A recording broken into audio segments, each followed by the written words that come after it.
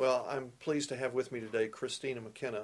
Many of you know her. For those of you that don't, she works in the finance department at a major Seattle publishing house.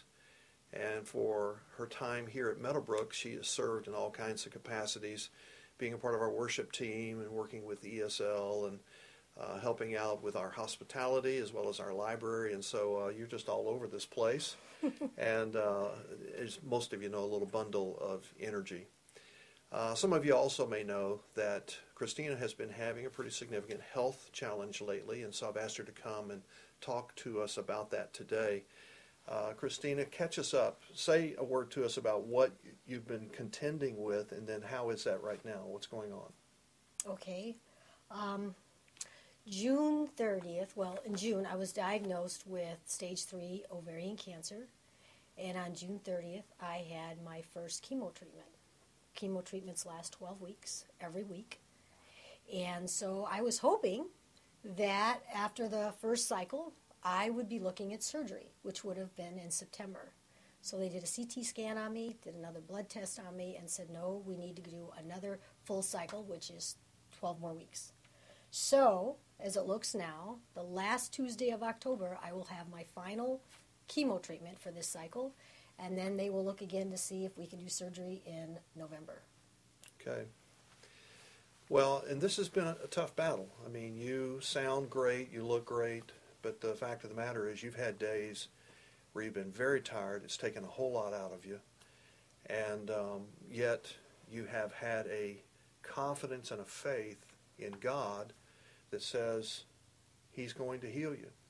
So you've been praying about that. I've been praying about that. Many of our friends here have been praying that God would, in fact, make the chemo work the way it needs to work, that the surgery could happen, that the surgery would be successful, and that you'd be in remission, say, February or March of the coming year.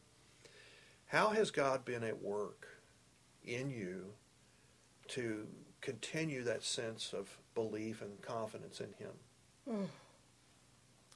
I have seen God's love in such an amazing way. I mean, overwhelmingly. He has loved me through this entire process, but loved me through people. He's loved me through people here at church. I've seen so much outpouring of love. Loved me through my Christian, especially my Christian friends at work. Oh my goodness, just such an outpouring. I feel the presence of Christ every day in this whole thing. And I have never felt so much love from the Lord, from the Father and the Son, as I have through this experience. Just an outpouring of love for me. And just that presence, it takes away the fear, it takes away the anxiety. I have, a moment or two of sadness, but then He just like wraps His arms around me, spiritually or even through people, and it's just so encouraging, and He's just right here. He is right here every single day. Well, and you've said it many times, and a lot of us have been encouraged and been inspired by the way God's been active in and around you. So I think it's obvious to a lot of us that if and when God heals you, that He's glorified in that. We've been counting on Him the whole time, and we've been looking to Him. Of course, there's the possibility that something else happens and that it's not successful, you're not healed, and we're kind of into the arena of talking about sovereignty at that point. How do you make sense of what if God doesn't heal the way that you're hoping and that we're all praying for? God will still be glorified. And I think of those words I told my doctor when I was first diagnosed, because she wasn't very positive. And I said, well, either Jesus is going to heal me or He's going to take me to heaven. One way or the other. It's win-win. I'm either going to heaven or I'll be healed. And I'm okay with that. And I have those moments where I get a little sad because I'm a mom. And I think of my children. And so the motherly part and the emotional part, I get sad because I won't be here to see my grandchildren. I won't be here to be a grandma. I won't be here to be a help to my daughter, who will be a new mom. I won't be here for Solomon and Hillary and their first grandchild. My first grandchild is due in November. That does bring a little sadness. But on the other side of that, the spiritual side, the side that I look to the Lord, he will still be glorified, because I truly believe my daughter will have a whole nother perspective on heaven, because she's never really known anyone really close that has died. Neither has my son. And I think when she goes through those trials and tribulations and those hard times, I think she will totally look to the Lord. And I think she will see how God loved me through this. And she will know God's there with her. And God is going to love her through every situation. And I just have faith in that. I know God will be glorified in that. And then with my son, who does not believe in the Lord,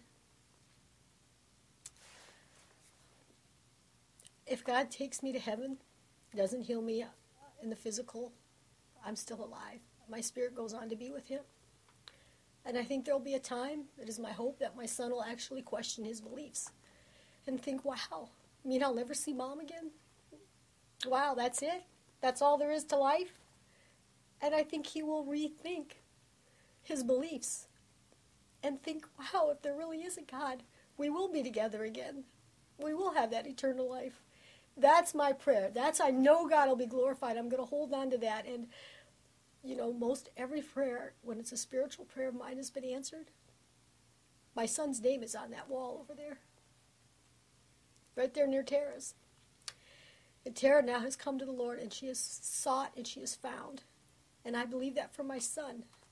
And so in that, he will be so glorified, because if my son and his wife, they come to really know the Lord through all of this, God will be glorified and magnified 1,000,000 times over. And that gives me that sense of peace and that sense of faith and that sense of totally trusting the Lord, knowing that not only is it his will, but his plan is so perfect. And he sees the bigger picture. And I just see, with the human eyes I have, a little piece of it, with that hope of the big picture that I'm seeing. Right. And I just give that to God. Okay. So if God heals and our preference about all this comes to pass, he's good. Mm-hmm. And if God doesn't heal and he takes you on home to be with him and uses your story for whatever purposes that draw others to himself, he's good. He's very good. Okay. He's amazingly good. And it is, his love is overwhelming. It's so overwhelming. It really is. Well, I think you know, and I hope you do, we sure love you here. I know. And we're grateful for the way God has been at work in you, and confident about how he will be at work in you. And we appreciate you sharing your story with us today. Thank you. And if I had to say something to my Meadowbrook family, thank you for being the heart, the hands, and the feet of Christ. For loving me so much and loving my kids. So many of you have prayed for my family. And I just want to thank you. And I just have felt the love of Christ in all of you. It's been amazing. Thanks.